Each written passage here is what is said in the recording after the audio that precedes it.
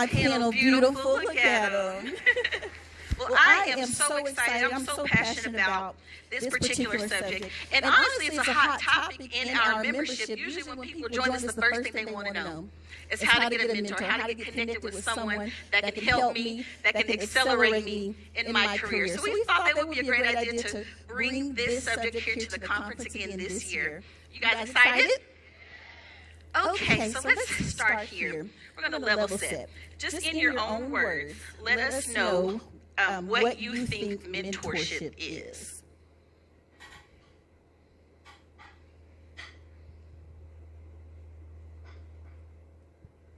Is it on? There you go. Morning, can everyone hear me? For me, I think we all have a general understanding of what mentorship is, but in my personal definition, mentorship is a form of leadership centered on succession.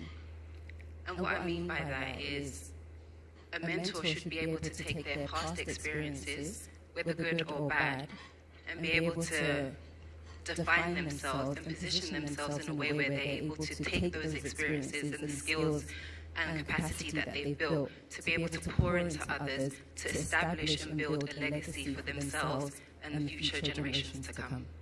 Good, excellent, excellent. Rosalind. You guys can hear me? I would say for me, mentorship is sharing. I would say that's the word, and connection. I think that even when having someone that is above you and that knows more than you and they're mentoring you, you are also pouring back into them. So you're sharing with each other, and it's support. It's support in what's happening, it's support of your past, it's support of your present, and it's supporting your future. Absolutely. Thank you, Rosalind. I like to think in pictures. It kind of helps me remember things. So when I think of a mentor, I think of a pilot of a commercial airline. They go through all this training, learning how to fly, learning how to navigate, learning how to get through turbulence, tough weather, learning how to re-navigate to get around different things that can happen. They go through all this training, and at the end of the day, the whole point of it is to be qualified to bring someone else along. That's what a mentor does for you. So when you're on that airplane and you're the passenger and you hit turbulence, that mentor, that pilot can say, hey, I've been this way before. I've done this before. You'll be all right. The bottom may seem like it's going to fall out, but I've been this way before, and I can take you and navigate you where you need to be. So a mentor is kind of like an airline pilot, guide you where you need to go in the quickest way possible. All right, so let's talk about this. How has mentorship played a role specifically in your career growth? I would say mentorship has been everything. It's important to understand that for me, it's taken form in different ways. It took me a little bit to understand that, but say what the question is again. How has mentorship played a role in your career growth?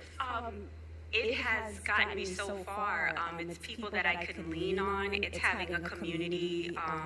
And like I said, for me, it's important to share. So having a group of people, whether it's community or one person, like I said, it manifests in different ways.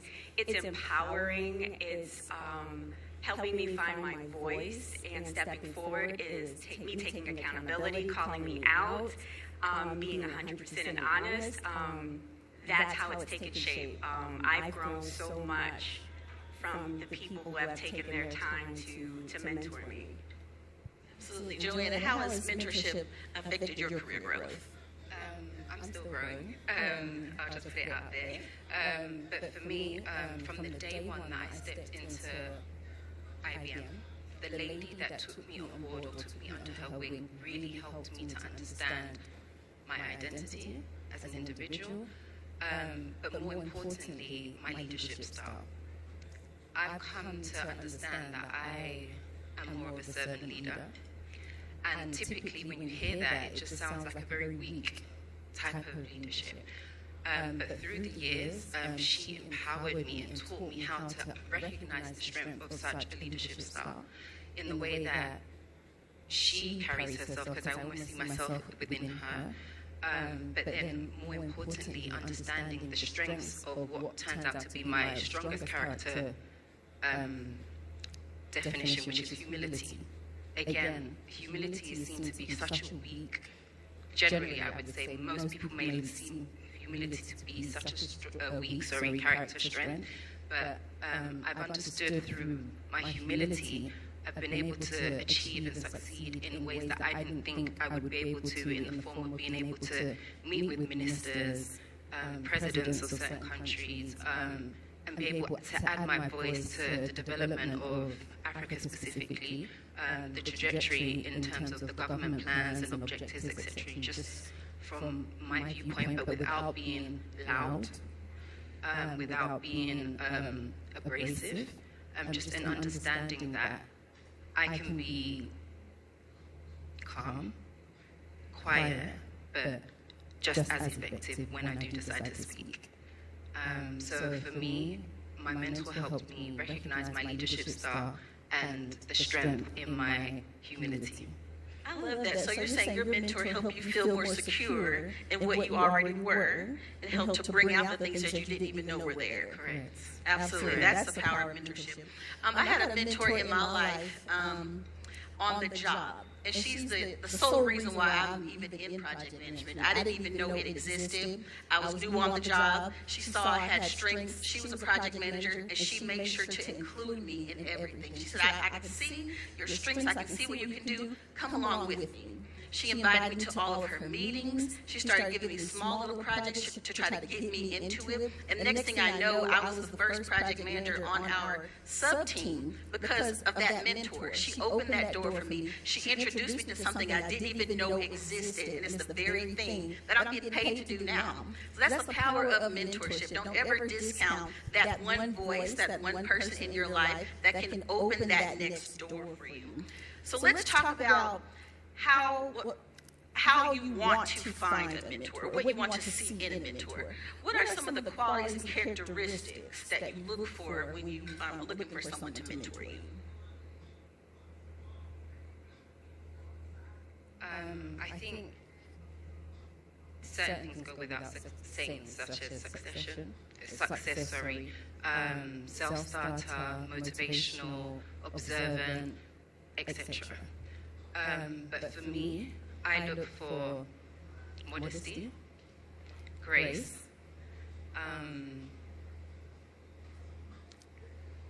feminine-like characteristics that you see in the form of a mother. So I'm saying all of that to say that I look for someone that I can see as a mother, but when the time is right, she can be my friend. At the right time, she can also be my manager when needed.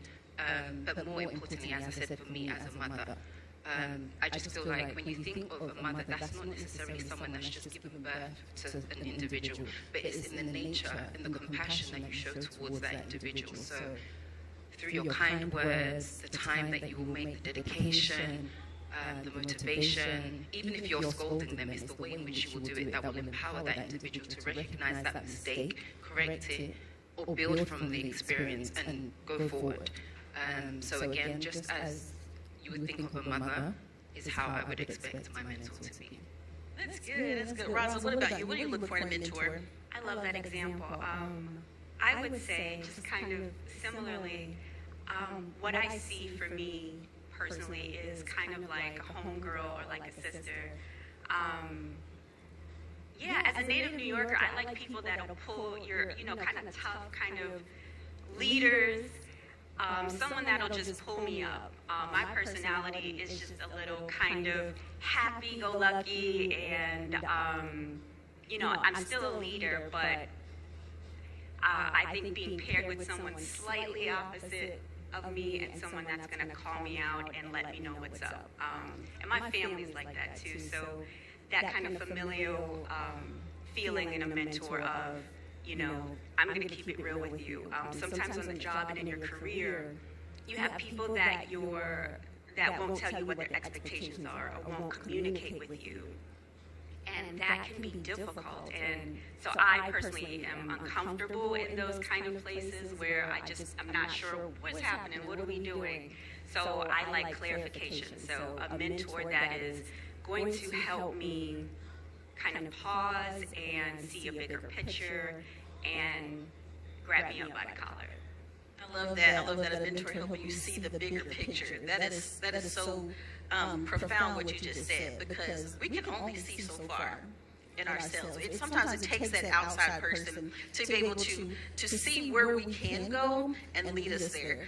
In addition to everything they just said, I look for all those qualities too. In addition to that, I look for someone who is openly imperfect. Someone who's not masquerading, pretending like they're perfect, pretending like they got to where they got to easily. I don't look for someone who claims to be self-made. That's a red flag for me. Self-made, everyone needs somebody. So I look for someone who's openly imperfect, who is willing to open up their struggles and help me see how they are overcoming their current challenges as well. That's something that's very important to me. Okay, so there may be some people in this room, and people just in general, who don't feel like mentorship is important. They just don't feel the need for it. What are some of those myths or those false thoughts that we can debunk about why mentorship is not important, or why someone would feel like they don't need one? I think whether you recognize it or not, one way or another, you're being mentored. I'll use this conference as an example. Just listening to all the speakers that have gone before me, listening to the conversations, I feel empowered to go out there and make a difference. And so I see this as a form of mentorship in itself, without having to have a continuous follow-up with a specific individual, but just learning from those around me. So that being said, whether you recognize it or not, you're being mentored. And I think there's some things that a mentor can bring to your attention, your awareness, that you may not have recognized before. And even if not so, using myself as an example, my mentor, I remember there was a day where I had a bit of mum guilt. I just felt like my work-life balance and motherhood was just not... We've all been there constantly. And so I was in the office and I was literally about to cry. She recognized something wasn't right. She took me out the room. She was like, it's okay, cry. But there's men in that room that will see you crying and see it as a weakness. Don't let them see that. Go to the bathroom, do whatever you want, cry, do whatever, feel free, let it out.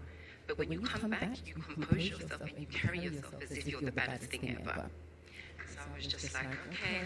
That's so good. So with that in mind, I mean, straight away the tears just disappeared. And I just felt, oh, okay, so this is normal, because had not, I just felt like, I can't behave like this is unprofessional, but it's how I felt, and I didn't know what to do with that emotion. So those words of encouragement, wisdom, helped me to recognize that, again, whatever I'm experiencing is very, very normal. And so, just own it and move forward. I love that. Rosa, what are some other myths that we can debunk about why mentorship isn't important?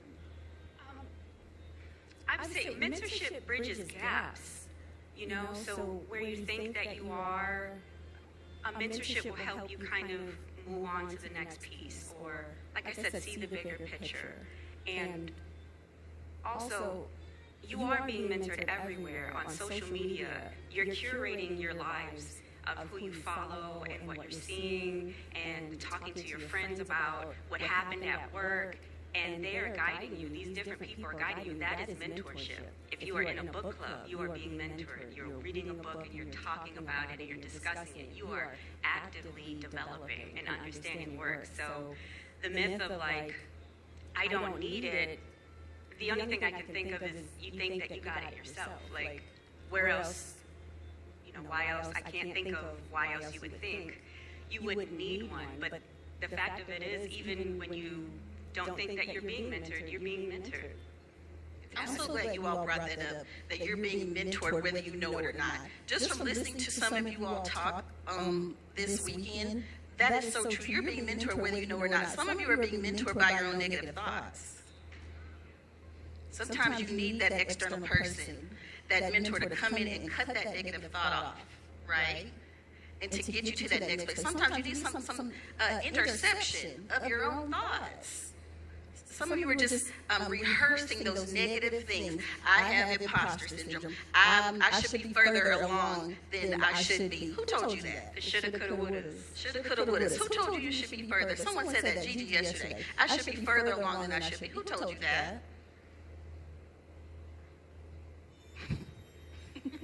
Who told you that? All right. So we're going to shift a little bit. We've talked about being a mentor. We've talked about getting a mentor. So now we're going to shift a little bit and talk about the importance of being a mentor. In our community, we've tried several different ways to foster mentorship in our community. And each and every time we've tried it, we've had an overwhelming amount of people willing to have a mentor. But we had a very small amount of people who want to sign up to actually be a mentor. And I'm talking about people who've been in the game 10, 20 years, didn't want to be a mentor, but wanted one for themselves. Okay? So we want to talk about real quick the importance of being a mentor. So most of you have probably heard of Maslow's hierarchy of needs, right? It's that pyramid that shows the 5 levels of human motivation. And I won't go through all of them, but at the bottom you have, of course, your physiological needs: eating, clothing, food, all that. And you go further up, and at the very top, there's self-actualization. That's living out your purpose. That's doing what you were born to do, right? But now they're saying there's actually one step further than that. Self. That's for another conference. That's for another conference. We'll talk about that later. Okay. Self-actualization. Beyond self-actualization, there's this need, this fulfillment when you help someone else reach their dream, help someone else get their purpose, right? So let's talk about this. How important is it to be a mentor? I love that question because I've had some realizations. I'm sitting up here and I'm telling y'all, like, you're mentored whether you know it or not. And even in saying that and you asking that question, I realize it's the flip of it too. So even right now, I'm like, oops. Because if you had asked me to be a mentor, I would have been like, no, I need a mentor. What you talking about? But as I'm sitting here, I'm like, and I realized in the Circle app as well, like, I like to give to people. I like to help. I am big on resources. I'm just reading. I'm just have it. So if someone needs something, I'm like, oh, here you go.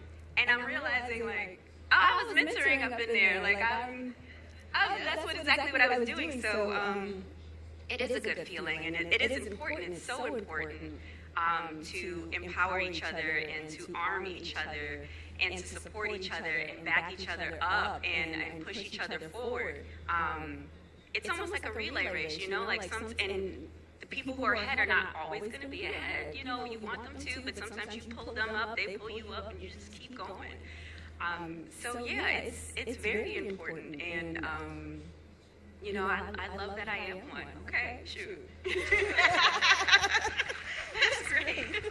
Joanna, what's the importance of being a mentor? For me, I see it as the glory of a woman is recognized in her fulfilling her purpose. And I'm saying that to say the significance of being mentored or being a mentor or even being a mentee plays a very crucial role in any woman's life. Whether you're being a mentor to your friend, colleague, your children, cousins, whoever that is. And I just feel it's important because, again, the words that you will speak will bring life into someone else.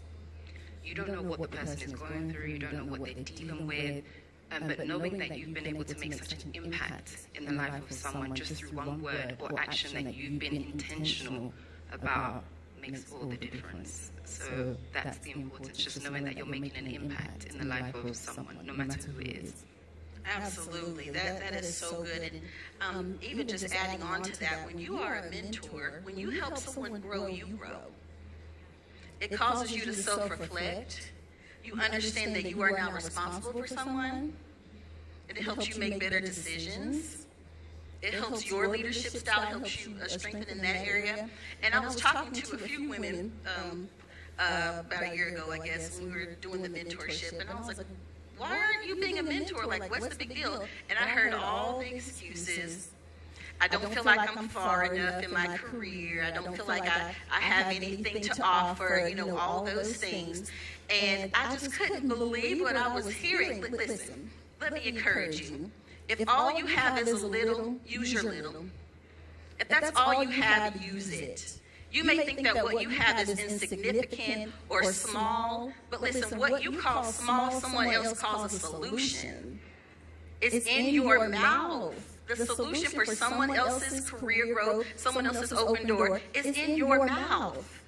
Do not close a door for someone else because you decide to misdiagnose what you have. Don't do it. We have a responsibility, especially as Black women in this industry. You have a responsibility to help the sister behind you. You do. So don't misdiagnose what you have. Whatever you have, use that small thing. You have no idea how one small thing can help someone. And I'm going to use this example, and I'm about to embarrass her, but I'm going to brag on her. Eris. I'm going to brag on her. I intentionally did not say this to you personally because I wanted to say it in front of everyone. You are, Lord, let me help me not to cry. You are the one reason why I kept on my journey to find my PMP. You have no idea. You probably don't even know what you said. But it was your virtual mentorship. You didn't even know you were doing it. But we were having, you were doing a presentation to the membership about the PMP and your struggles and everything. I left that call knowing I could do it. And it was only because you said I could. It was only because of what you did. That's mentorship. And because of what she was willing to do that day, afraid, because of what she was willing to do that day, this Monday I got my PMP. That's mentorship. That's mentorship. Had she not done that, I may not have even kept on the course. Or I may have taken a longer time. It's because of what she said. Because she was willing to share. That's the power of mentorship. Everyone needs somebody. Everybody needs someone. All right? Okay, so let's go ahead and, I think we have some time. Let's take some questions from the audience on mentorship. Does anyone have any questions you want to pose to the panel before we move to our next activity?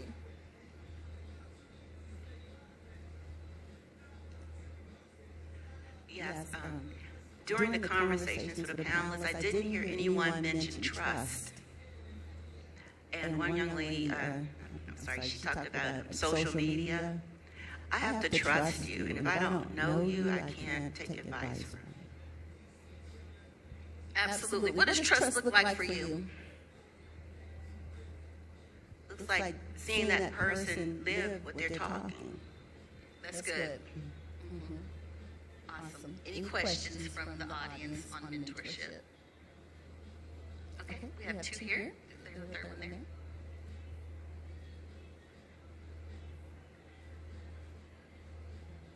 My question is about the timing and how often you should see your mentor, and how to put together that plan in the beginning, because I believe that my mentor's schedule is probably way busier than mine.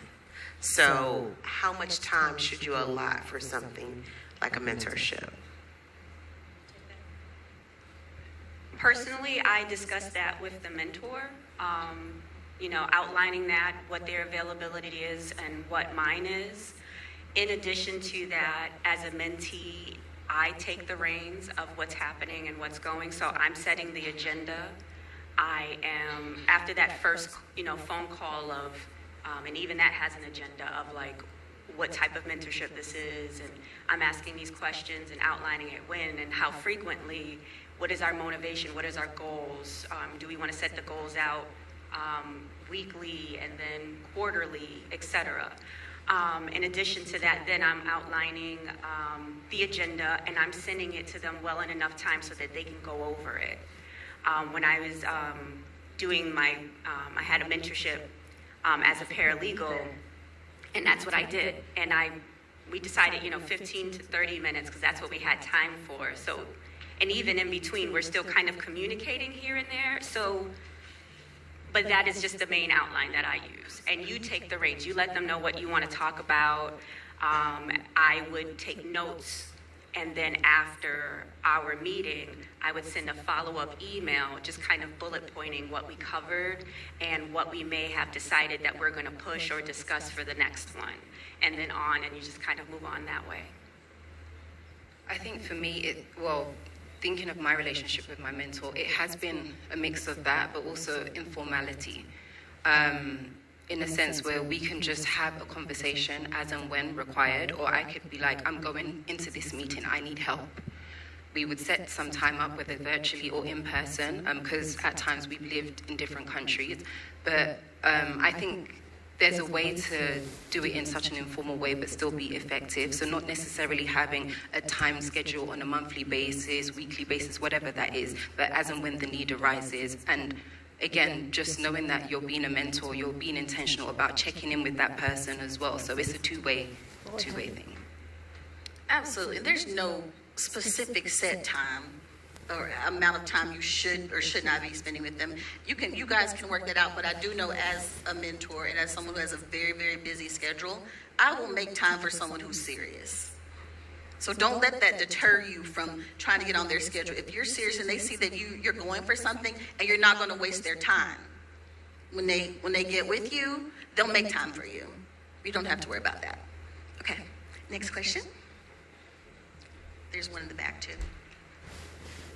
Mine's not so much of a question, but I kind of accidentally fell into being a mentor to my boss.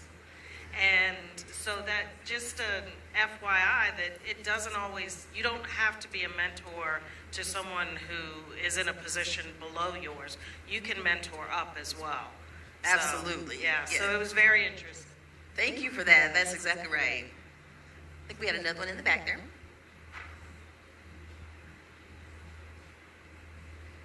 So I agree with the young lady over here about the trust, but having a mentor is definitely something that is great.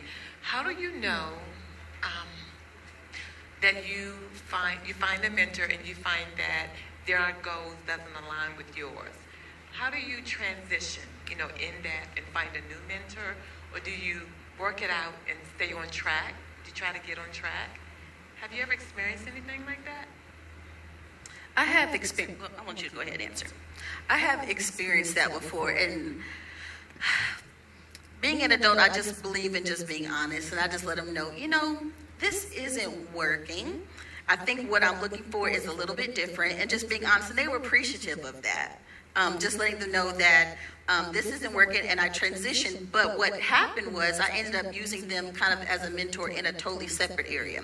So you don't even have to completely cut off the relationship. But if you need to find that somewhere else, it's okay to transition from that and just let them know. It's perfectly fine. Okay. Any other questions? Okay, we have one up here. How am I doing on time for this portion?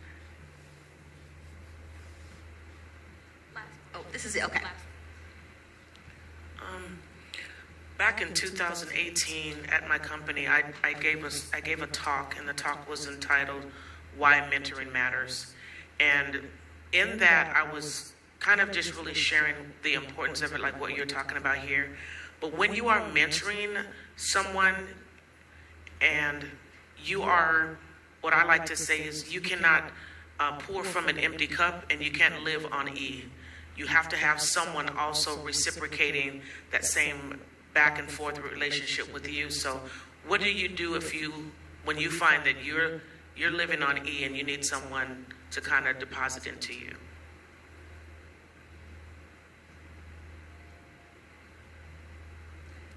Come on now, say No, I got you. Right. You have to be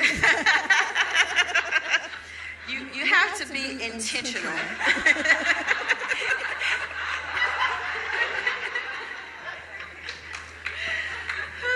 Well, I think you have to be intentional. There have been seasons in my life where I felt like I'm the only one giving. But then I realized I was wasting so much time pouting about it and not being intentional about finding someone. So you have to be intentional. And I would say this, be open. Your perfect mentor may not look the way you want them to look. They may be someone completely different. Someone that looks different, someone who has different interests than you. They're all around. So you just have to be intentional about it. If you set your intention to find that person, they will show up. You will find them. You will find what you're looking for. It's kind of like when you get a brand new car and then all of a sudden you see that car everywhere. It's because that's where your mind is. You're looking at that car all the time. Whatever you want in life, especially a mentor, if you're wanting that, you'll find them. You'll see them. Just being intentional about getting them. All right, I think that's all we have. Let's, please go I ahead. was going to say also, it's important to build things around you as well. So personally, in that situation, whether I am a mentee or a mentor, I have different types of support and different type of mentorships around me. So if it's not the Women of Project Management community, then it's also a career group. It is my therapist. It is a book club. It is me following folks on LinkedIn that are in project management, that they are my mentor in my head. So they are pouring into me, whether they know it or not. I'm reading there. Okay, great. This is what I need to do. So that's how I pour into myself. And so if anyone out there, if you don't have or you're not feeling supported or you feel that you need more, you're not getting what you need, build it. Build it into you. Get comfortable and into a rhythm, and then it'll start to come naturally. And that is what happened to me. I could have told you a year ago, like, I'm not getting what I need, but I'm paying. I paid for it. I'm paying for it there. I'm paying for this membership. I'm investing, and I'm surrounded by people, and they're pouring into me. And then, you start getting comfortable. You start building in yourself in the meantime. I'm not waiting and hoping I get a mentor. I am paying for it, and I'm building support and community, but I'm also building myself and preparing myself in the meantime. And it does come together. It really does. So, yeah. Lastly, I think I was just listening and thinking, it's important to know that there's a difference between a mentor and a coach. Not everyone is a mentor in that regard. You might find that your skill set is better suited to be a coach. And when I say a coach, what I understand or think of as a coach is that relationship is defined by short-term goals and objectives. And that individual is there to kind of help you meet that specific goal or objective. Whereas a mentor, it's more informal, it's more long-term, it's more personal. And yeah, I just think it's important to note that there's a difference between being a coach and being a mentor. That's good. All right, I think that's all that we have. All right, let's thank our panelists. Was this good?